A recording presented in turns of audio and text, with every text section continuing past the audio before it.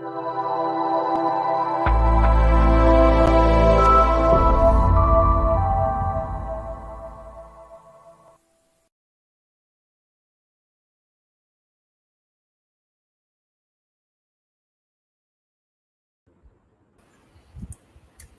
everybody. Welcome back. My name is Shay Ryan Douglas, and today we've got a very special guest here on the platform. We've got Barney Swan from ClimateForce here in Far North Queensland. We're going to learn a little bit about what ClimateForce is, some of the amazing impact on the ground, hands-on practical solutions that they're incorporated in to help regenerate the earth. So give you a little bit of background. Barney and I met very recently at the Regeneration fundraising event here in Cairns, and it was beautiful little synchronistic opportunity to realize that, wow, we're both on the same page. We both share the same values and mission to help regenerate the planet, to use our energy in the best way possible to create a positive impact. So I want to welcome you, Barney, to the platform and to the channel, and maybe if you just want to introduce yourself a little bit, maybe you could share kind of what the main purpose is of ClimateForce, and also I'm really curious as to what was the main intention, or what was the main catalyst that was initiated for you to create this non-for-profit organization to give back to the earth. Well, cheers for that intro, Shay, and I'm calling in from Mossman, just north of Port Douglas in Cairns. It's been very wet here the past couple of days. And yeah, I'm in the ClimateForce headquarters, which is our little office space. So if anyone's passing through Mossman, you're more than welcome to drop in. And yeah, doing everything I can, like you said, to be pushing that energy towards being a part of designing a more sustainable future. And there's so many momentums going on around the world, whether it's big finance and green finance, grassroots efforts, and everything in between, with us getting our act together with supply chains and waste to fuel efforts and electric vehicles, and people waking up to the consequence of animal agriculture. There's so many different momentums going on. And I'm really just excited to be a part of that in Far North Queensland. I've been living out in California the last 8 years, and came back last March when the casual COVID business started kicking off, and really just settling into being here over these next couple of years. And our main focus right now through ClimateForce is to be purchasing 450 acres of land over in Daintree, which is 98% cleared, and making a whole sustainable development model within that, incorporating electric vehicles, charging stations, permaculture, obviously regeneration, getting some recreation access on there, and really just telling a positive example of what's possible up here. Hopefully going to be able to scale that to elsewhere in Queensland, and indeed a lot of other high-risk forests around the world, Sumatra, Indonesia, Uganda, Congo, Brazil. There's so many places out there that are getting not treated well right now. And Queensland also, 80% of our national deforestation in the whole of Australia goes on in Queensland. That's between 350 and 400,000 hectares per year, 90% of which goes towards cattle, which the prices are still going up on cattle. So we're up against it in Queensland. We are the most biodiverse state in the whole of Australia, between the wet tropics and the GBR. And yet we're the most at risk, and our renewable energy to fossil fuel ratios not looking too good either compared to other states. So this really, I feel like, is a really good state to be just talking about positive things. And I was raised up in Daintree, the world's oldest rainforest on Cape Kimberley, and yeah, just excited to be home and working with legends like you to be just scaling out and making all of this stuff happen a little bit quicker. There's so many amazing humans, and no one has the one solution to get our planet and our species and the way that we consume on the right track, but millions of people coming together, sharing what works, sharing what doesn't. That's how we're going to really get our act together over this next 9 years. So just stoked to be here, and it was a pleasure to meet you a couple of Thursday rather, and yeah, lots ahead. Yeah, thanks, Barney. It is really exciting. You're right.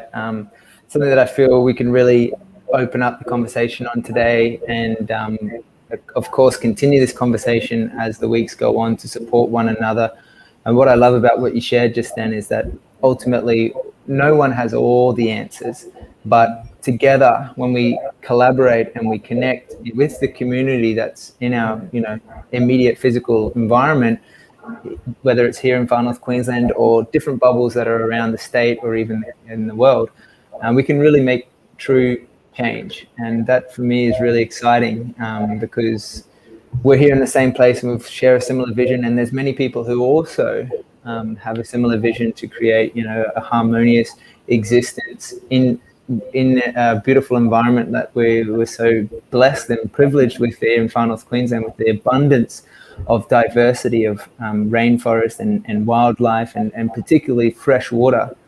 And so I guess I just wanted to share a little bit. Maybe you could share a bit about the organization ClimateForce, and you already touched on the project that you're seeding and you're birthing. I'll pull up on the share screen the website so people can get a better understanding of the purpose of the organization, and maybe you want to give us a little bit of a background as to when it started and also how it started.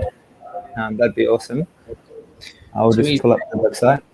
Yeah, and just to add on one thing you said there, I think that we have to realize that the English-speaking world and the Western world is only one version of all of those different models and all of those different things coming together. And I find there sometimes is a bit of an arrogance from the West that we have to help them develop sustainably, the upcoming third world nations or wherever it may be, but we need to work with them and also learn from, it's not a one-way street. We can learn so much from the Pacific Islands and how they're mitigating against sea level rise, for example, instead of just giving them technology and innovation and ways to deal with it. We also need to be learning just as much. So it really is a two-way street between cultures and communities, and just breaking people out of their bubbles. I think that's a big role that we have to be embarking on over this next these coming years. And really nice to see the way. Yeah, you go, mate. Sorry to interrupt there. I absolutely agree with you. And I just want to acknowledge April. I just want to say hello. Thanks for tuning in and leaving us a comment there. She says the exact same thing. She suggests permaculture is simply long-lasting and natural and harmonious. So she just says a big hello to everyone. Thanks for tuning in, April. And I want to encourage anyone who's watching right now just to leave a little comment. If you've got a question for Barney or I, that'd be fantastic. And I would love to answer them and open up the conversation a little bit deeper. Otherwise, please like, share, and even subscribe to this channel if you're enjoying this video. So, but back to you, Barney, if you want to give us a little bit of a run through on ClimateForce, how it started and where your vision is with it.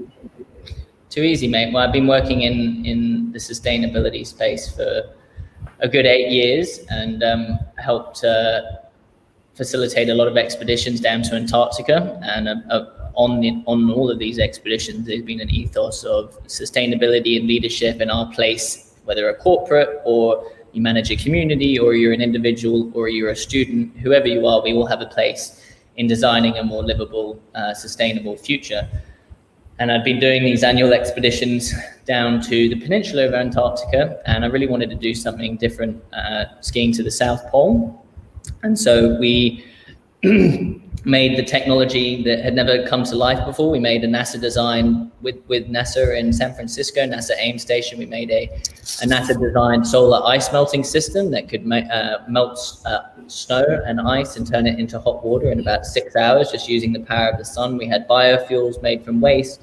We had lithium batteries powered off the sun, and a few other technology bits. And we really wanted to prove that we could ski to the South Pole powered on renewable energy, which we did. It took us 2 months, 1,000 kilometers. I got frostbite on my feet. It was all a bit grim, but if we can do it in -40 and be pulling a sled with all of our stuff for 2 months, why can't we do it in Cairns? Why can't we do it in Bangalore? Why can't we do it in New York? Why can't we do it in Russia? Like, we really wanted to prove if you can survive in the most inhospitable place on renewable tech, we can do it everywhere. There's no excuse for it. And that definitely took it out of me, but it did give me the opportunity to be able to go to the World Economic Forum, the COP events, been to the Climate Week in New York twice, yarning with a lot of corporates, helping out them with their commitments, their storytelling. And that expedition finished January 2018 in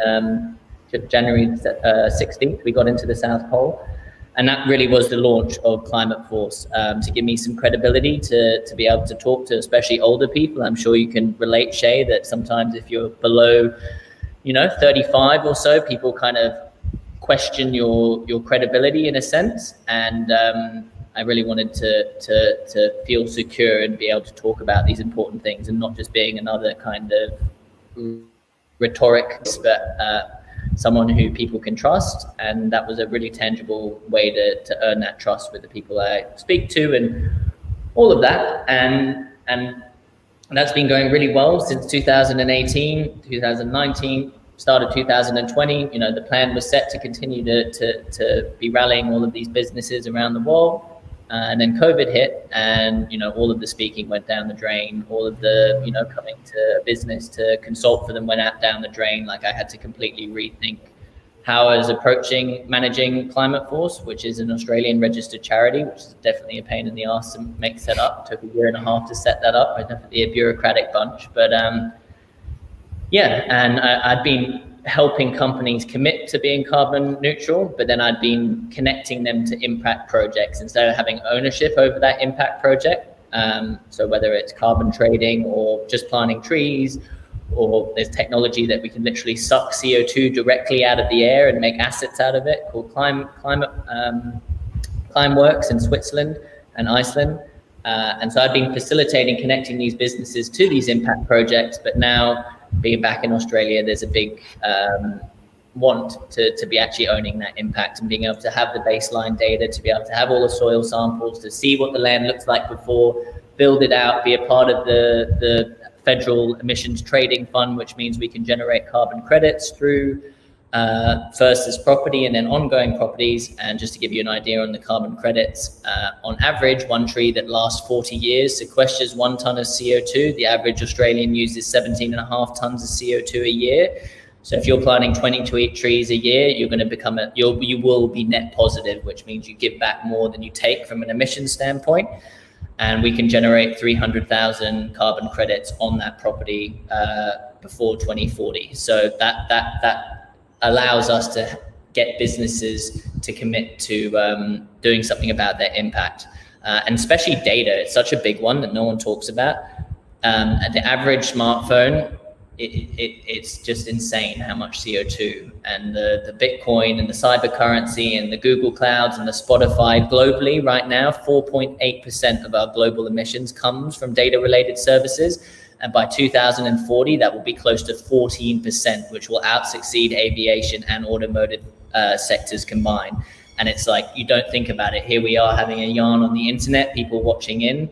Data is such a big one that we need to decarbonize and make sure that we're sourcing that 100% from renewable, and all of the materials, everything that goes into that needs to be addressed, and impact needs to be created to address that. And I'm waffling a bit now, but fundamentally it started with the Antarctic, engaging on that global stage, seeing a lot of the positive things like the Sustainable Development Goals and ESG and a lot of these global momentums, which are really agreement, a lot of things going well. But then as a younger person, I felt a bit deflated that it was all a bit kind of big stage and it wasn't relevant enough to me as an individual. So I really wanted to create this charity to make sustainability and being a part of that really accessible, because you shouldn't just be able to, it's not just the rich people who can afford an electric vehicle or can afford to pay an extra 30% to source all of their ergon energy from renewables, which we can do in Queensland. But it should be for everyone, including unemployed, including people in crisis situations or whatever it may be. It needs to be far more accessible. And sometimes that it's kind of coated in acronyms like ESG and SDGs and CSR and all of these acronyms that some people are like, I have no idea what you're talking about. And we need to kind of make that language a bit more accessible and make the solutions and the action points a lot more accessible. And that's why I really responded to your beautiful event a couple of Thursdays ago, that what you were talking about, the speakers who were there, the conversations that were being presented, the ethos of the whole event is tangible. It can be felt, it can be touched. And I think right now, especially, a lot of young people are getting a bit overwhelmed with the phones, with the social media, with the news, and we need to bring it back to what we can do with our own hands, in our own communities, and within our own bubbles. So absolutely, man. Yeah, no, it's phenomenal. The work that you're doing is amazing, and you're totally right. There is so much like overwhelm at times with everything that's going on in the world and all of the problems that we're facing and these huge changes that we're moving through and all the technology that's available and everything that's going on. And what I love particularly with the work that you're doing is that you have these on-ground practical solutions available that you're bringing to the community. You have this positive impact that you're implementing. And could you just share a little bit about some of the impact that you're having, particularly around the outreach and the volunteer coordination and what that looks like with the different events that you've got coming up? And just give us a little on-ground update. Too easy, mate. And if you go to the website and go to that impact thing, maybe you could have a scroll through while I'm yawning. And but yeah, I'm really trying to bring it more back to regional impact. I just got a formal partnership with the local Kuku Yalanji group called Jabal Bina. So we're going to be doing seed collecting together. We've organized to do 2 cleanups, one just in the regional river that goes Mossman River. There's a lot of trash on one side of it, and there's one beach that we've assessed up in Cape Tribulation called Noah's Beach, which is really full of trash right now. And so we're going to be doing some work with Jabal Bina and making some cleanups happen and building on the efforts of people like Tangaroa Blue and Parley and Sea Shepherd. You know, there's a lot of amazing cleanup organizations already very active, but it's just a reality that there's still tons and tons of trash out there. So whether you're an individual or just want to organize another cleanup, I really encourage, we can't have too many people cleaning up our ecosystems. So that's one of kind of community feel, also working with them on the Junior Ranger program. There's 150 people in Douglas Shire and giving those young people some really tangible things that they can be a part of. Working to create a community garden locally here in Mossman at the end of this month, which will be able to not only get the young people, but some of the gromads, I think someone coined the other day, instead of the gray nomads, it's the gromads. There's so many older people who really want to be connected to the community. And right now, I think a lot of them do feel a bit isolated. So connecting the young, connecting the old, that intergenerational connection, I think it's such a beautiful thing to do that through permaculture and through growing things and sharing that. And just regionally, I'm really excited to be a part of trying to co-elevate a lot of the amazing things that are going on in FNQ. Whether it's, all of these cleanup organizations, the wildlife organizations. We have a frog hospital, a turtle hospital, a bat hospital. We have wildlife carers. We have the Agile project looking after the wallabies. We have reef restoration. We have Citizens of the Great Barrier Reef, Eyes on the Reef, the green zones and the pink zones, fishing, wet waters, the tropical wet, too many words, waterways, tropical wet waterways, which is part of the World Heritage group, and people like Terrain and CAFNEC, and there's so many momentums going on. And I feel like I'd like to be a part, and hopefully alongside you, to really just make it accessible, because sometimes, unless it's the organization's job, like CAFNEC, to kind of rally lots of different support, sometimes organizations, and I've been just as much privy to this in how I'm managing my own charity, they kind of stick in their own silos and they focus on their own impact. Sometimes because of fear of losing volunteers to another organization, or maybe not getting access to grant money, or whatever it is. But I think if we can come in and collaborate together instead of compete, we can really position Cairns as being a smart green working capital. That's a big push that the council's doing, JCU's doing. They really want to position our region as an example of sustainability, and obviously being the gateway to 2 of the more special World Heritage zones around. I think we have a big responsibility to do that well. And in my own way, I'd like to really just be amplifying, especially the volunteer opportunities, and being like, between 4 different organizations, here's some cleanup opportunities. Between 5 different organizations, here's some wildlife opportunities. You can go tree planting with Rainforest Rescue here. You can go tree planting with Daintree Life or CO2, or do some mangrove research. There's so many different things going on, but I think for the most part, unless you're in the crowd, a lot of general travelers and general locals don't actually know that a lot of this stuff's going on. And I think if we package it as a whole and really elevate all of the amazing work that's already being done, hopefully we'll become recognized as a region who's doing it well, and then we'll get more federal, national, state, federal, and hopefully international support coming our way. So really excited just to be a part of amplifying just so many amazing other humans' work, and me coming in, being very humble to that fact. I don't want to be like, oh, fucking charity man's coming in and blah blah blah, telling you how to do regen, anything like that. I really don't want to push that vibe. It's all about collaboration, and really passionate about that, and especially with the farmers.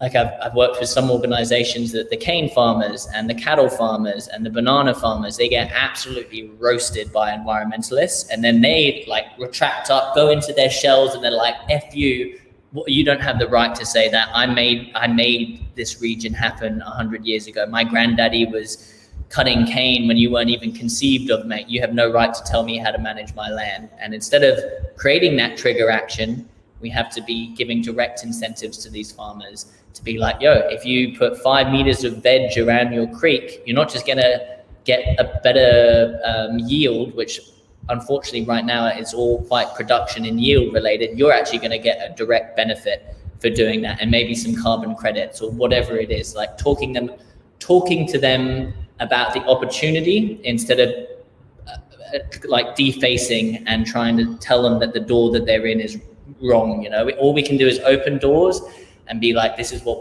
the good stuff that will happen if you come through this. But I think a lot of people really point fingers and get aggressive with companies like who are whatever, big oil, pharmaceuticals, military, like, you know, whatever, Coca-Cola. It's so easy to demify them, and yet they're probably going to go buy a Coke in another month when they've forgotten about that comment, or they're going to go and put diesel in their car, or they're going to hop on a plane or whatever.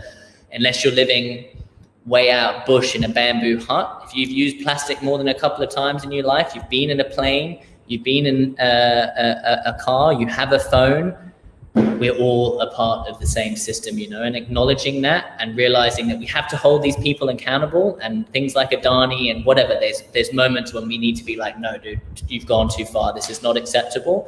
But at the same time, we need to acknowledge that we are all in that same system, and we need to transition with them instead of clashing heads and just trying to rip down the whole system, because that's going to cause even more trouble. You know, if we rip the whole carpet from underneath our global economy, desperate people do desperate things, and the forests will vanish, and there'll be more pollution in the ocean. We need to transition quickly, but also keep economy and the industries that are holding it together stable as we transition.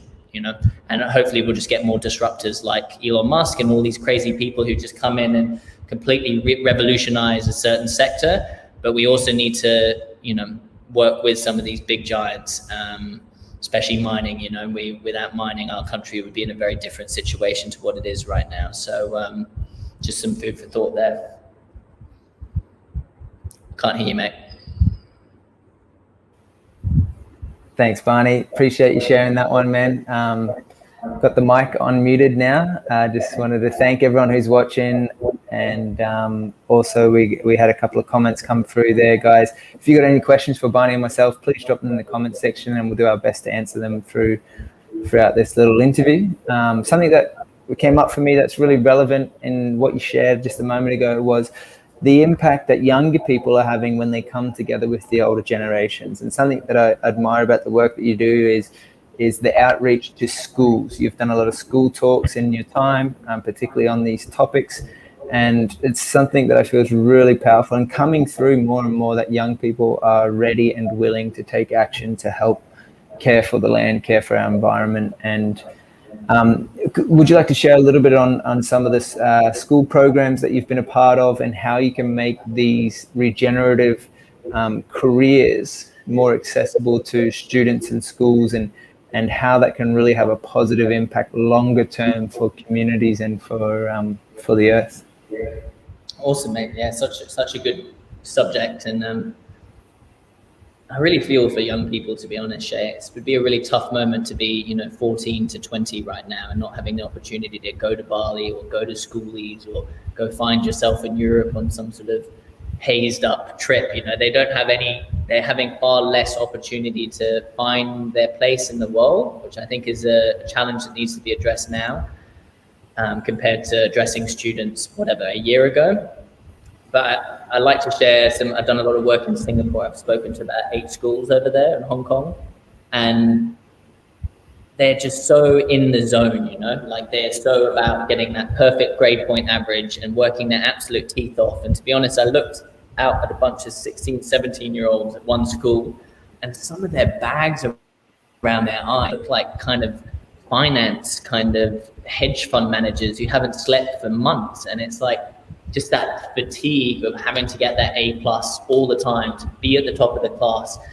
And I think the one thing I've learned with students is that you need to not gloss around the kind of touchy subject, I'm not saying that you need to go straight into the deep end all the time, but I think there's a lot more switched on, especially if you're talking to anyone over 16. They're really switched on to what's going on. And sometimes people go into the goo goo gaga kind of talk to you like you're a 15-year-old when they need to be talking to you like they're adults, And I remember I had some questions asked after giving a presentation at one of these Singapore schools, and one of the kids asked, what's the parallel between circular economy and self-realization? And I was like, bro, you get it. Because I think so many students, so many adults, but especially students, really get focused into that external gratification of getting an A+ or getting a new phone or getting a new handbag or getting their first car or going to a fancier school or whatever it is. And I think reframing that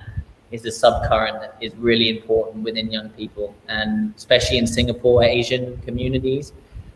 It's just a whole different ballgame. They're just so stressed out, and they're also stressed here in Australia, but sometimes it can be really overwhelming to see how overwhelmed they are. And I think just coming back to that, there's some subjects that are really taboo, but really important to talk about, like porn, for example. I know it's a weird one to bring up, but literally porn this past 10 months with COVID, I guarantee you is having a significant influence on young minds around the world, especially young male minds, and no one talks about it in schools. It's rarely talked about in sex education. And I think it's just as important to be talking about porn as it is to be talking about responsible, like being drugs, porn, and basically sex. Those 3 ones, if you can come to those with students, it's such a big one. And I think the whole culture of consent is how you kind of umbrella it to make it softer, so the sort of like principal in the back doesn't start sort of giving you shifty looks or anything. But talking about consent culture, about what you put into your mind, content you're watching, how violent is it, what kind of porn are you watching, whatever, how much time you're spending on video games, like how you're approaching your first girlfriend or whatever. Those things are so taboo to talk about, but they're like the roots of, I think, a lot of insecurity and a lot of confusion within younger generations. And if we can encourage them to go outside and share stuff with their friends outdoors and get involved in recreation opportunities and go learn a new sport, go learn a new language, maybe volunteer some of your time, get them doing stuff that's out of the grind of the internet, in a sense, because it's really important stuff to be talking about, especially the porn. Like, I literally have had yarns with some young people, and they're like open up and they're like, yeah, I've been really struggling with this stuff. It follows me around on my phone. I can watch it wherever I want, and it's like I'm watching this stuff 4 or 5 times a day, and completely without them knowing it, re-engineering their brains and how they're approaching women, and what a relationship is like, and what going on a date is like, and what all of this stuff is like, And I think if we can be real with this, I think that's one of the biggest hurdles we can get over, is communicating science, communicating climate change, communicating consent culture, communicating regenerative careers, whatever it is. I think just being real with kids. And obviously, if you're talking to kindergartens, you can't be just jumping into the deep end. But at the same time, you can be real to an extent with kindergartens instead of treating them truly like babies, which they're not. So just a bit of things that I've learned from engaging with a lot of students over the years, and they really engage more. You can see everyone's heads going down if you're starting to not talk about stuff that's relevant and interesting to them, and being real with them. They do listen, and they often come up and give you a little private, one-on-one thanking you that you talked about it and made them feel less guilty that they're struggling with this stuff and they're the only ones struggling with it, because I guarantee like 50% of the kids in there are struggling with either one of those taboo things that I mentioned. So yeah, nice, man. Yeah. Thanks for sharing that nice little segue into the school topics. That's something that I feel is really relevant conversation to have as well, particularly with young adults coming of age in today's world. Bringing it back to the ClimateForce initiative that you've got going on up in the Daintree, where your vision is to regenerate this plot of land and use that potentially as a kind of, what would you call it? Like it's just a blueprint. A blueprint, exactly. Yeah, to take this and implement it in other areas, I think is absolutely fascinating and fantastic, particularly when it's a lot of old, degenerated, deforested, potentially was old growth rainforest back in the day and has been cleared and now is just sitting there waiting to be regenerated, and to actually have the energy of humans to come in and do the work, plant the trees, plant the seeds, get the riverways aligned again, and bring back the wildlife. It's naturally, I'm sure nature would just be inclined to shift that way if human intervention just took a step back and just allowed the process of nature to naturally evolve. We would eventually get there. But something that I feel is really relevant is humans have this capacity to be able to contribute and actually accelerate the regeneration of the planet, which I think is an vital topic to explore. And maybe you want to share like the vision for this and potentially how people can support this vision and be a part of this regeneration of this blueprint. Yeah, and I think nature, if our species vanished tomorrow, it would heal the planet. But at the same time, like weeds are a big thing up here, like guinea grass, blueberry bush, Meconia. There's so many things that aren't from here, and because of our human mobility, suddenly they are here.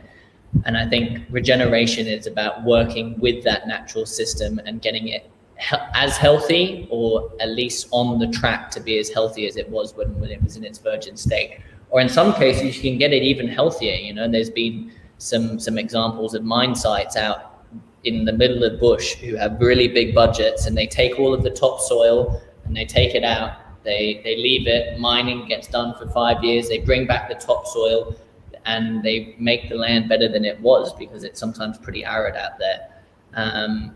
And yeah, I'm really excited to just be planting hundreds of thousands of seeds, and to see people being engaged, and to make it really open, because I've seen around the world sometimes conservation efforts, they buy the property, they lock the land, and then people can't really see it and they can't be a part of it. And I really want this to be accessible, and people can go for a hike around what 50 acres looks like when it's being restored, and they can see the other 300 acres over there, but they can actually go and interact and plant their own trees and see what a permaculture setup looks like, see what an off-grid renewable energy setup looks like, talk about biosecurity, talk about water source protection, talk about ethnobotany, talk about all of these amazing things that are on the rise right now in conversation, and just make it a really good landing pad for academics to come and do biomass research with their LiDAR scans, or water to learning about water. And there's just so many potentials for it to be a collaborative space, also for students to come and do field trips, and for corporates to come and see where their impact money is going, or whatever it is, or to be able to host a small gathering of an ecstatic dance, or whatever, a small festival. There's a lot of potential within that land, and it is really not managed at all right now. It's just total guinea grass. Like, there's a 5,000 square foot packing shed like an old banana packing shed, which I remember running around as a kid in. And it's just covered in cow shit in the middle, and it's just super disrespected. And there's such it gets me out of bed in the morning. I worked my absolute teeth off this week, and so much of it is to be raising those funds and earning people's trust that we know what we're talking about, and we have all of these experts and advisors who are supporting me to give me the credibility, to show that we know what we're doing. And it gets me out of bed in the morning that one day I can, hopefully before the end of March, I'd like to have the funds together to purchase it, but that I can come in and burn you all of that shit off, and to bring that love, and to bring that acknowledgement that, yo, dude, like, whatever's out there, whoever's down there, the mycology, the microbiome, the fungi, the birds, the insects, the cassowaries, all of that between, acknowledging them and being like, yo, dude, I'm kind of sorry that this land's not been as managed, but here we are, we're going to try our best, we're going to honor you, and we're going to love, bring that love back in, because it does require nurturing to manage land. That's why it's all just covered in guinea grass, and it's a complete mess right now because it's just been left. But love is about giving time to things, and I'm really excited to give a lot of time to that property and ongoing properties. There's so many big properties out rural that, there's one for 800,000 that's 50,000 acres, and like, that's huge amounts of land. It's not bad land, it's got rivers on it, it's got lakes, and it's just starting to be cattle grazed. In another 10, 15, 20 years, if they don't manage the cattle well, some areas start becoming hydrophobic. You get whatever they like. We need to just be protecting some of this land before it just goes to hell, and both protecting the old growth, managing, regenerating native trees, as we are going to do on this. And to be honest, we also need to get our act together with agroforestry. It's another big thing in Australia. Like right now, Bunnings doesn't accept hardwood from Australia anymore, and yet they're quite happy to go and get the hardwood from Indonesia and Sumatra. And you're like, do you think that they're managing their forest chill over there? No, that's old growth that they're ripping down and selling to us. And we need to get our act together and be planting millions, if not hundreds of millions of trees that can be harvested in 40 years or 30 years, whatever the turnaround point is, and doing that really respectfully to the land, not just having monocultures, doing it well, respecting the wildlife that's on there, maybe only taking one tree every 3 years. They have ways of taking trees at a time, so you're not just clear felling an entire forest, but agroforestry, direct reforestation, and protecting our old growth. We have huge things to do in Queensland for all three of those things, and doing my best to be a part of building out a model that can be scaled to Queensland and indeed some other high risk properties, and just keen to have more yarns like this. And if anyone would like to know more, obviously you can get in touch, but just want it to be a good news story. I'm sick of, and thankfully we're not seeing it quite as much, but just so sick of seeing people like Donald Trump's face and Bolsonaro ripping down the Amazon, and the Philippine tyrant, ruining their culture, and all of this negative. We need more positive, and we need to make that positive trustworthy, and not to allow greenwash to be an option anymore. We need impact that can be trusted and scaled, and that just feels good. People want those good news stories. It's just a reality that no one's inspired truly by negative. You might get a G up when you're angry and frustrated and you want to have revenge, but that's not a sustainable fire in you. We really are inspired by hope and inspiration, and with all of the people, and I'm just trying my best to rally that. And I want to be a small part of the community that I'd like to bring together. And it's not me, it's not ClimateForce, it's all of us doing that together over these coming years. And beautiful, man. I love it, bro. You're just so passionate. I love seeing your enthusiasm, and it's such an inspiration to hear you talk about this, because you can see it lights you up. And it's absolutely a pleasure to hear about what's going on with ClimateForce. We're super excited to be collaborating more with you guys, and it'd be really, really great to see you viewers who are out there watching this right now, just to jump on their website, check out what ClimateForce is doing, join in some of the volunteer opportunities, sign up to become a member, and together, we can really create true change when we work together, and it's a beautiful thing to witness, man. Thank you so much for your time. What's the best way for people to reach you, Barney, or get in contact with the charity?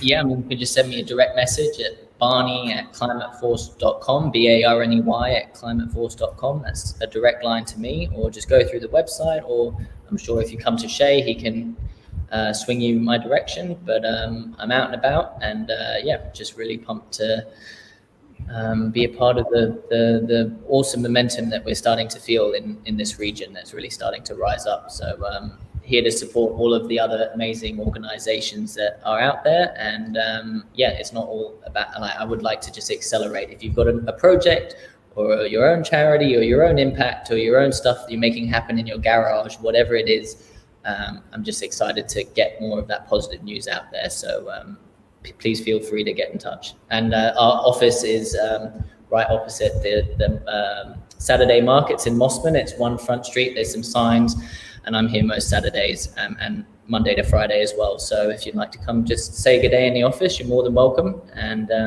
hope to see you all out there. Awesome, brother. Thanks so much, Barney. Thanks for watching, guys. We'll see you all shortly. Bye for now. Ciao.